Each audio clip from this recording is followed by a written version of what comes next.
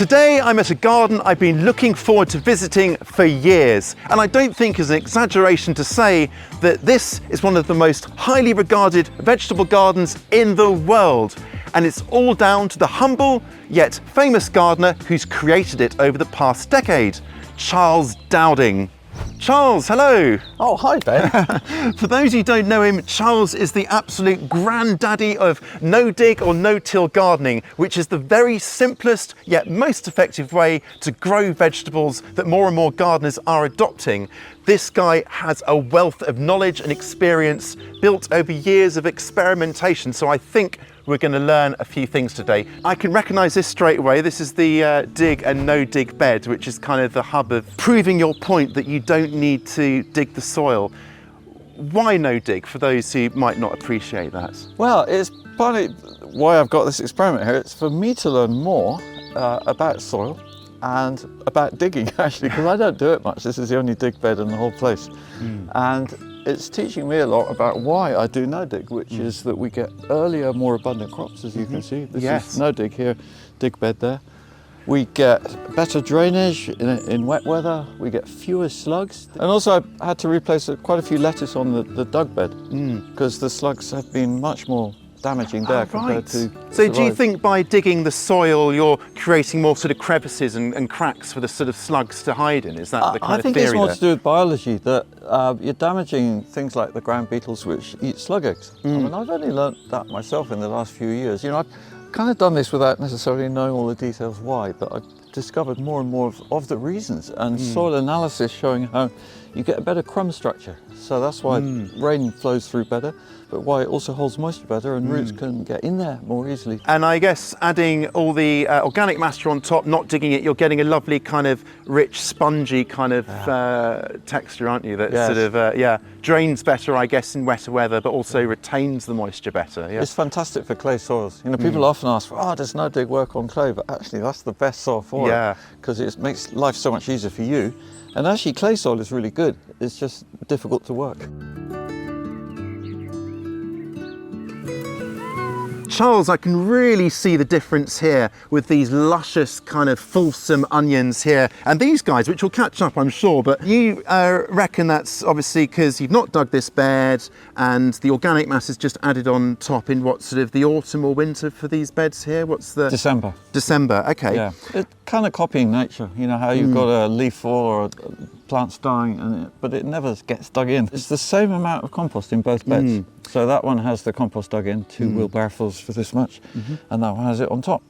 But I had a PhD researcher here recently, and he was looking at the carbon content of these 2 beds, and guess what? That one has a lot. It has 14%. 14? Which, wow. Yeah, compared to farmland would be about 2% if you're lucky. That's incredible. And maybe pasture land might be 5 to 6%. So 14 there, but this one has 18%.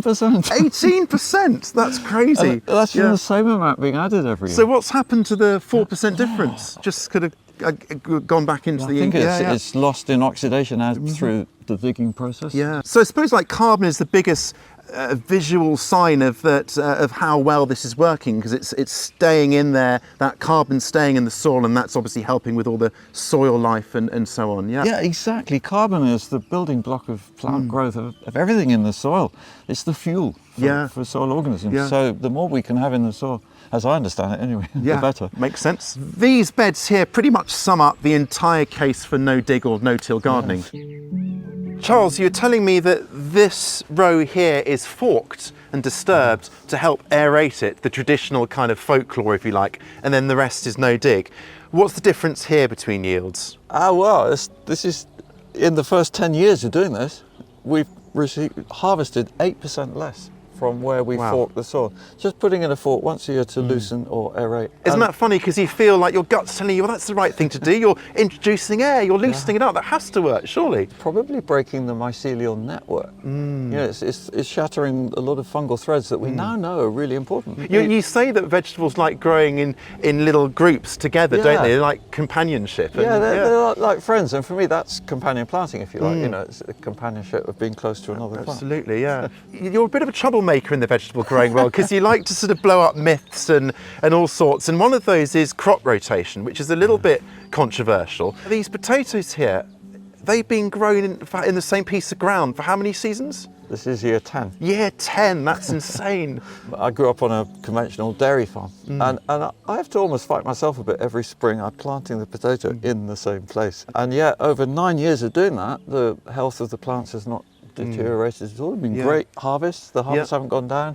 And I even keep my own potato seed from the harvest to replant. Wow. A bit concerned about allium leaf miner, which has only just arrived here. Yeah. And I don't quite know, when we get a new pest, you know, how does one Yeah. adapt to it? In fact, the lettuce beyond there, that's the 8th year in a row of lettuce in the same place. Right, And again, yeah, super yeah. healthy plants. They Last look year we so got healthy. 62 kilos from that amount of plants. 62 kilos? Yeah. That's like, I mean, that's the weight of an adult, isn't it? Person, yeah, that's in mad. lettuce. This is the hub of the garden, obviously, and look at this thermometer. It's at 65 Celsius. What's that in Fahrenheit? Well, it's very hot, that's what it is. One of the questions I want to ask, this is got so much organic matter on it, and you add what, sort of an inch or 3 centimetres every year. Do you produce all of it yourself? Because obviously a lot of the food's being eaten and going off-site with people. How much of it is created here and imported? By volume, it looks to be about 2/3, I reckon, that I'm making. Of that, I'm actually importing some wood chip to make it as well. So the materials, it might be about half the materials coming from here. Okay. Which is not coming only from the vegetable garden, but hedgerows that we cut. Right. And also, Ben, I'm totally happy to put weeds on the compost heap, like docks, Marigolds, buttercups. yeah. I guess when it's getting up to that sort of temperature, you know. Well, that helps, but actually I've done bindweed in a cold compost heap, and it's not invincible. You know, it will if you keep putting new stuff on top, even if your heap's not hot. Yeah. Eventually it runs out of juice. I guess so, yeah. But that's pretty good though, like half the material. And, well, I'm happy, and I'm selling a lot, and you know, my customers don't return their poo. Basically. What I find with these heaps here, because this is quite a big operation for bigger than most people might want in their gardens, and these get a bit too hot and a bit anaerobic in the middle. Oh right. And that's why I got this pipe here, because I see, get some air in there. Yeah, particularly once we've finished adding, which will be fairly soon. Yeah. I don't know if you can Gosh, see it. look but at that. steam Yeah. coming out there. Cook your porridge in there, I'm sure. We use the same principle in turning them once. We turn only once, but that helps to get a bit more air in. Yeah. But I've got the pallet bays up there. Oh yes. We line the sides with cardboard. That helps to keep the warmth and moisture in. It's beautifully low tech, isn't it? Because these you can pick up pretty cheaply, pretty widely available, just about still. Yeah. Cardboard, obviously, plenty of Amazon deliveries, and then you got your stuff. Yeah. So the only difference, well, it's smaller, but also it hasn't got a roof over while we're making it. I really value the roof to keep the rain out. I see. So once you've filled it, then the roof goes on here. Yeah. Bits of corrugated, so just take them. So off how one old's of the this bits stuff here. in here then? This is 6 or 7 months. Yeah. right. Wow, look at that. Yeah. Oh, is it weird to say? It just This smells is nice like as you can want, so isn't it? beautiful. Look at that. It's nicely aerated. Isn't it? Yeah. And some you know, worms in there. yeah, look. worms. Yeah. They're turning it to worm compost. Properly alive. Yeah. So that's what we turned into here from there about 2 months ago, and this one was the heap that was being made while that was happening, and I see. it's now been maturing for about 6 weeks since we finished it. Wow, and look at that. Yeah. We'll turn that from here into the Brilliant. middle. What's under here, Charles? It feels like we're unwrapping a beautiful present. It's my wormery. Oh yeah, wow. Anaerobic. Gosh. Camanure. Yeah. So I'm giving them anything really. It's stuff which is half decomposed. Yeah. Results. The result I want is the worm cast. Yeah. Because I've noticed with potting compost, it really improves if you can get some. I see. So this is super concentrated compost. This is like the and full of enzymes and you know, when you're making potting compost, you need it concentrated because you're not using much, and it's one little cell is growing amazing plants. Yeah. So the worm casts are brilliant for that, but only about 10%. But yeah, I just keep it in balance. As far as possible. And actually here in this bin, we've got some of this compost as well as some of our other homemade compost. Oh wow. Apart from being a bit wet, it's looking pretty nice. That looks gorgeous. Wow. I see you've obviously have to put up the armoury like everyone else against pests, and you got this here for what, carrot fly, obviously? Also rabbits, actually. Oh, rabbits, yeah, right. I've got rabbits here, and this is definitely one of their favourite foods. Yeah. So it's planted Enviromesh, and before that, I lost the first sowing here to slugs. Oh really? Wow. Yeah. It's reassuring to know that the sort of that you lose crops to pests like that as well. I see very few, but I do find carrots are the most difficult, aren't they? The seeds are so tiny. Sometimes you have to re-sow a few times to pick that window of when finally they'll Yeah, take absolutely. off. And as you can see, it's mostly successful this time. Yeah. One of my big problems is leaf miner. My chard and beetroot every year, it's more cosmetic, but it's just relentless. Yeah, I don't have an answer for that. No, but I do find here, maybe because it's a bit bigger garden, it's kind of this dilutes the pests. Do you think a bit of more airflow as well helps blow them definitely. through? Absolutely, and same with carrot root fly even actually. I think, more wind blowing through can be good, so in a small garden it's more difficult. Mine's very sheltered, so I think that's the problem. Charles, I see we've got some rust here on the garlic. Do you think these will come good? They're pretty healthy plants otherwise, aren't they? They've grown very well, yeah. They went in the ground 30th September actually, and I sowed mustard at the same time, which grew up really fast. It's a kind of see green like manure. residues of it here, can't you? Yeah, that's it. And then you've also got killed by frost. celeriac in there as well. It's really cramming so much in. This is amazing. Absolutely pack it in. But the rust, I was stripping a bit off here.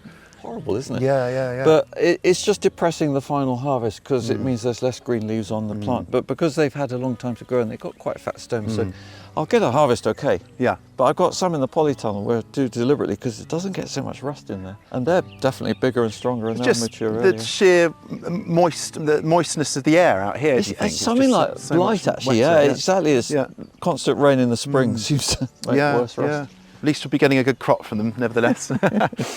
Charles, this is such a beautiful area, but you're telling me this was pastured just, 3 or 4 months ago? Yeah, late January. Now it's 20th May. So basically what we do is actually mow it a bit first, just to make the ground easier to level out the compost. Yeah, so it's more level, yeah. I got a 2-ton lorry, dropped 2 tons of green waste compost in the middle there.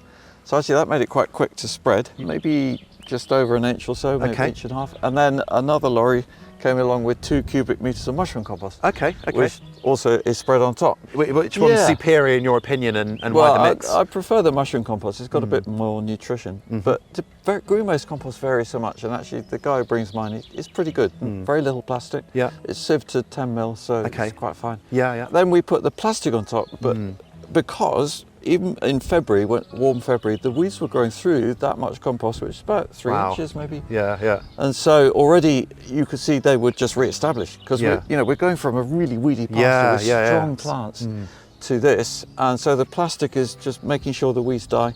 Earlier this week, I have help here. I got a full-time guy and another helper some days. So they rolled back the plastic, and what did we find? Just like tons of slugs and snails. Oh no!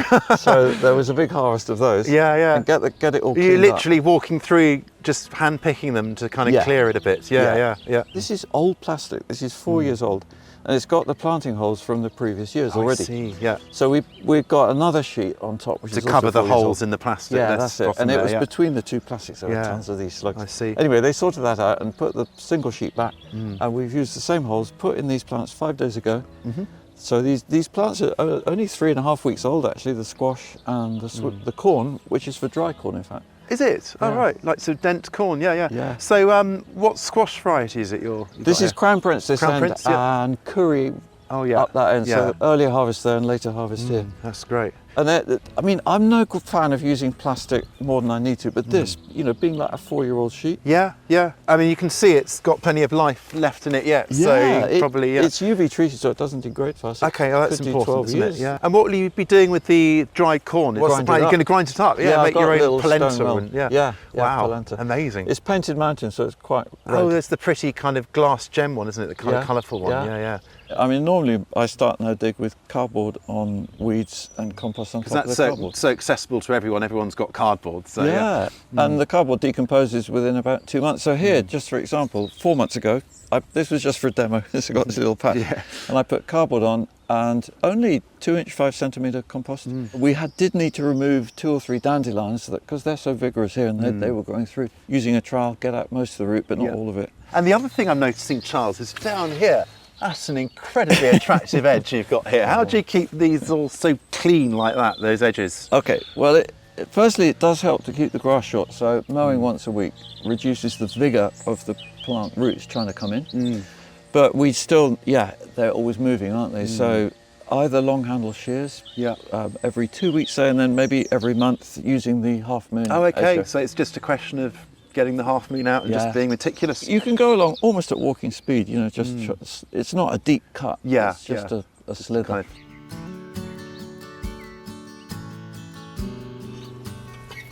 Wow. Charles, I've seen this from so many of your own videos. This is really the nub of it all, and you've got so much in here. Oh, wow. Well, I'm really aware of the importance of space management and propagation, and how I think many module trays and cells are too big, actually. Big, because look at this. This is French beans. They're probably sown about 2 weeks ago. There's 60 cells in that plug tray. Many people would think that's way too small for a bean seed, but obviously not. This is really working. These are pretty much ready to go in now. Yeah, they've got a great root system, haven't they? Yeah. Just about 2 weeks old. Yeah, lovely stuff. And they pop out easily. That's this feature of the trays I designed. You know, I want this to be just totally practical.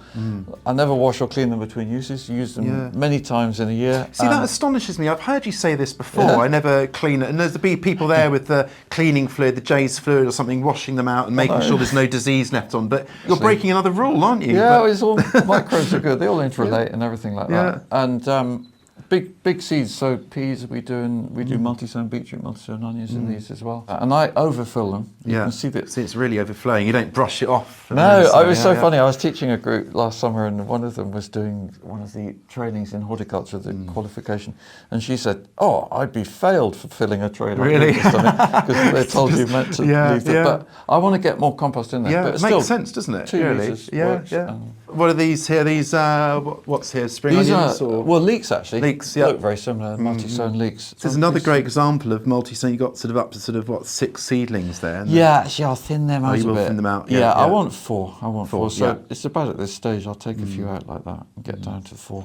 But on anything between 2 and 4 is good. But that means in there, say on average 3, you've got 180 leeks. Wow. In that size of an A4. Amazing, isn't it? When you put it like that. And so how many individual plants must we have here? Do a bit of maths quickly. At least 2,000 maybe approaching? Yeah, at maybe least 1,500 at any one time. Almost everything else you see in here goes straight from these module cells straight in out. the ground. Yeah. And that makes it really quick. Absolutely. Yeah. I've also designed a long This handle is the dibber. famous dibber. Yeah, I love this. Yeah. So that makes it really quick to plant. You just absolutely. make a little hole. Yeah. Pop it I in. see you've got some vintage plug trays here as well. These guys. Can you show us like some of your oldest ones? They must be like old friends that kind of come out year after year. This one dates back to the 1980s. What? You're kidding me? Yeah, seriously.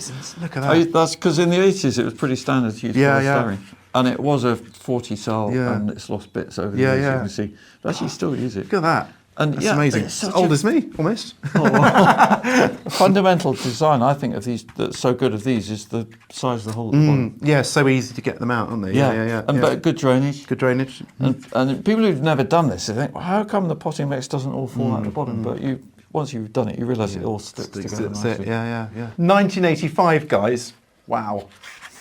You are continually trialling things. You never get bored of it, and I love that. And you're doing a little comparison here of potting mixes or composts. Yeah. One's clearly doing better than the other, isn't it? What's going on here, Charles? This is from the same makers, and this is their normal, quite cheaper, what I would call chemical compost. So it's got chemical fertilisers in. Oh, okay, right. That's standard practice. This is the one that's most widely available. This one is from the same company, but it's organic. Yeah. Look at the difference in those roots as well. It's so even and kind of... Yeah. And you see that one's it's clearly struggling for some nutrients already, isn't exactly. it? Well, I think it's a bit the issue with the peat-free thing. And, I think there's a limit to how far we should go with this, because we definitely want to go in that direction. But for many people, it's tying one hand behind the back.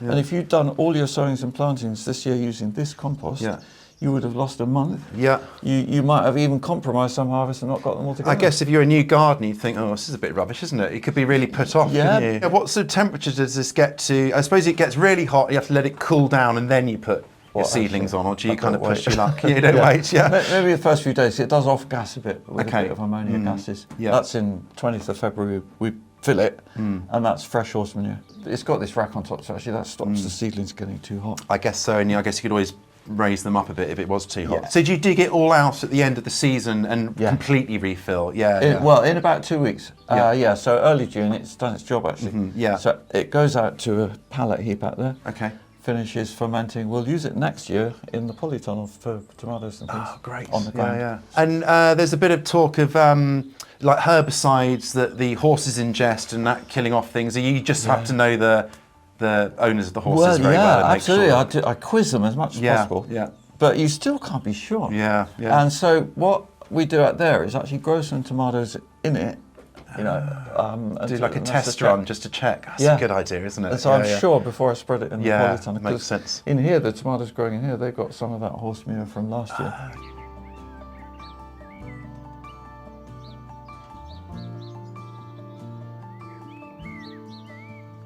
You're really cramming things in here, Charles. You've got garlic and then what, cucumbers here? Yeah. And all kind of like interplanted. And the garlic went in October, and it just grew slowly between winter salads, which is really my main crop here because they're more profitable actually than summer cucumbers and tomatoes. But we pick the winter salads all winter long, and then they rise to flower during April roughly. Right. And then we have got a bit of time to put on the compost. Okay, So, that's when it goes on, yeah. yeah, here we put it on in early May as compared to November, December outside.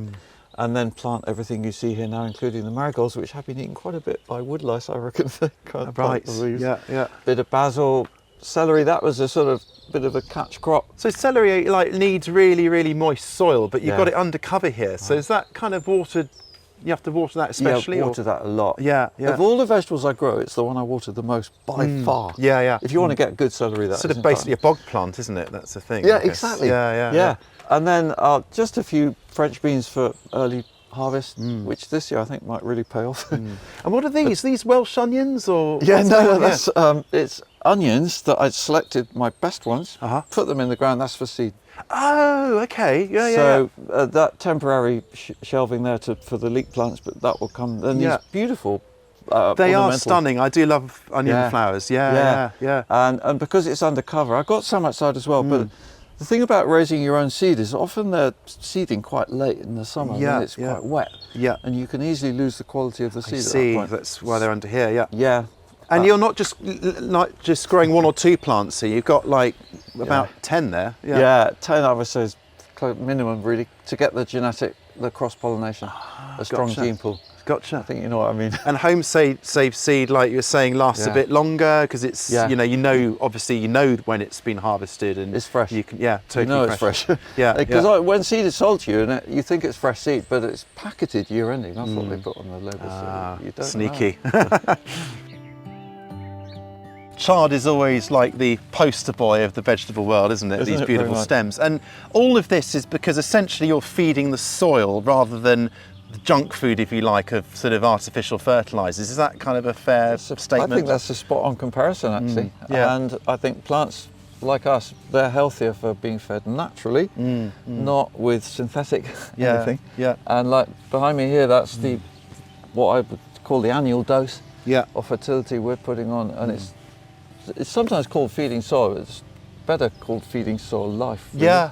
Yeah. And so there's some nutrients in the compost, but also there's a lot of organic matter and microbes that are feeding all the organisms. And really, this is all your vegetables are getting is this annual top up and nothing else. Yeah, that I don't give any feeds Yeah. or fertilizer. Yeah. I do use a bit of seaweed though, and I think that has a place because trace elements. Maybe we don't know. I never know for sure. Yeah. Mostly we're spreading it here in November, December, and then the rain is washing through. Like this year, we've had so much rain.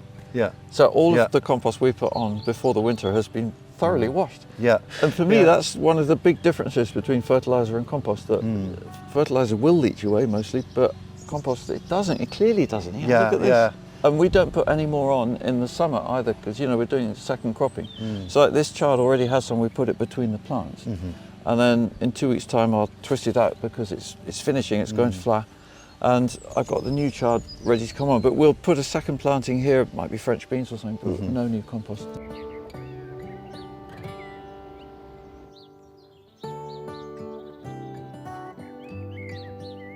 I am really keen to encourage anyone, if there's anyone watching this video who's never grown a plant in their life, have a go. And you might have some failures, but don't let that put you off. It's a bit of a cliche, but it is so true. Every failure is genuinely a lesson, isn't it? We're growing on a third of an acre here, Yeah. about £35,000 worth of food in a year.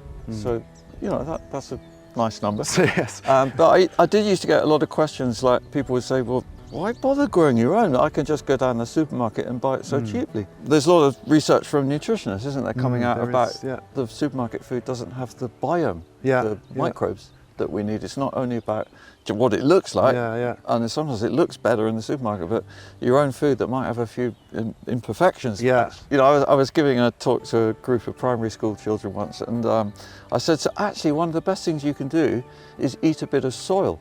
And it's like, wow, they all think of just that? erupted, Yeah. and the teachers Brilliant. were saying, I love it. Charles, I feel like we've all learnt so much today. You're very generous with your knowledge and time, I have to say. So thank you so much. It's my pleasure. Thank you.